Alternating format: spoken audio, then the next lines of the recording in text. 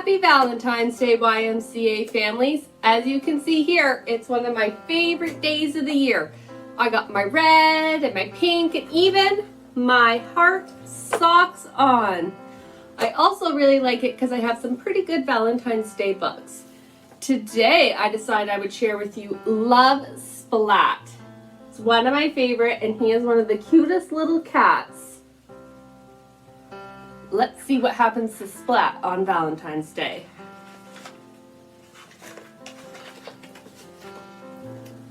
Splat stared into the bathroom mirror. A worried Splat stared back. His heart drummed and his tummy rumbled.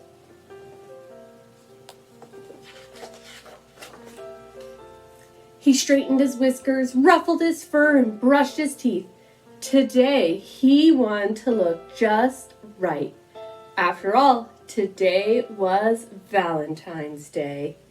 Splat had made cards for everyone in his class, and he also made a special card for a certain cat in his class. I love making Valentines for all my friends. Kitten, that's a special cat. She had snowy white paws and pea green eyes, and Splat liked her more than fish sticks and ice cream.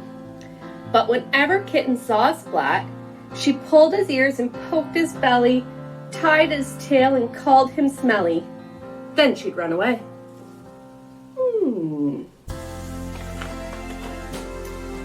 Why does she do that? Splat sighed. Seymour shook his head. Splat practiced his smile one last time and left the bathroom. His family wished him a very good morning.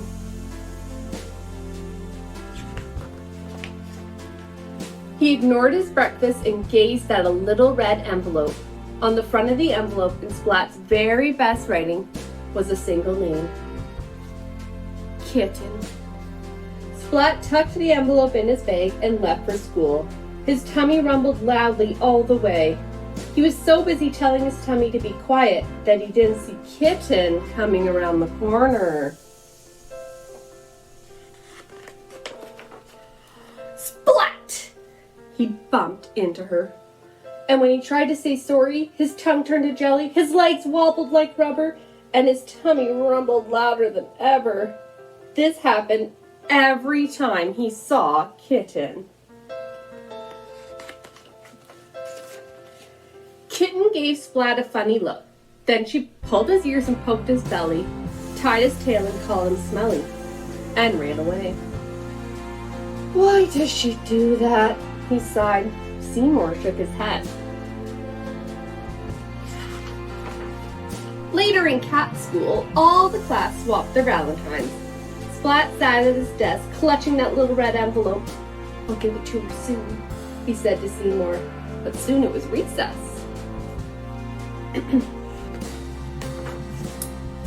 Splat sat quietly on a bench, still clutching the little red envelope. He didn't see the cat sneaking up behind him. Boom! Cried Spike. Splat jumped and dropped the little red envelope. Spike picked it up and read the name on the front. I like Kitten too, Spike announced, and I like her more than you do. But I like Kitten this much, said Splat. And I like her this much, said Spike. Oh, groaned Splat. Splat pulled a piece of chalk from his pocket and drew a heart on the ground. I like Kitten this much. And I like Kitten this much, said Spike, and he drew a heart around the whole playground. Oh, groaned Splat. I made Kitten a special Valentine card, Splat said. You call that a card? Spike said smugly.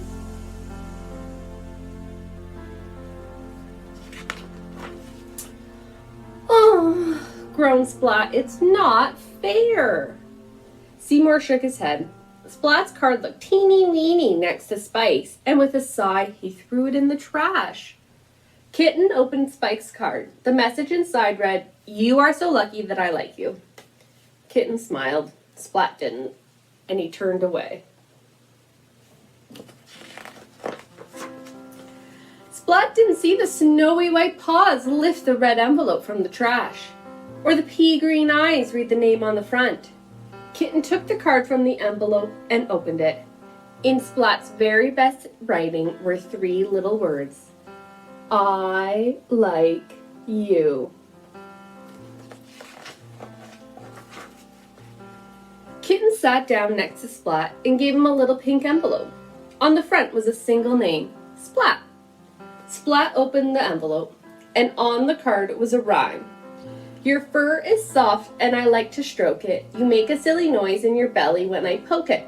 Your tail's so bendy it makes me laugh, and you smell really nice when you've just had a bath. Inside the card, in Kitten's very best writing, were 3 little words. I like you. All right, guys, I have an easy Valentine's Day craft to share with you. All you need is either a plain piece of printer paper. I have white construction paper here. White cardstock would work. It just has to be a white piece of paper.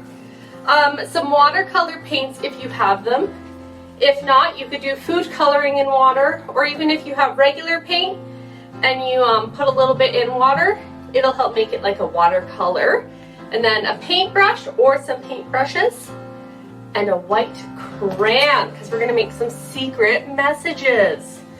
All right, so getting started, you're just going to take your white crayon and draw a message or draw some pictures, whatever you'd like on your Valentine. So we'll get started here. It's a little tricky because you can't see what you're writing.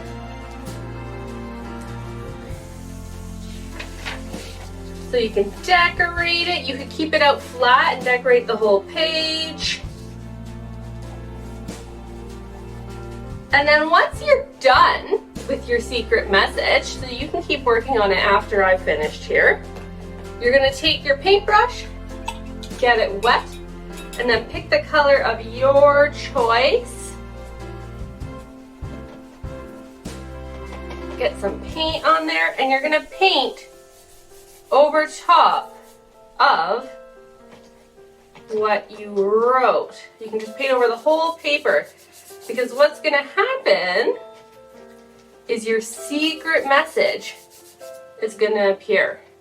So maybe you don't paint over it and you give it to someone and tell them to do this so that they can discover your secret message.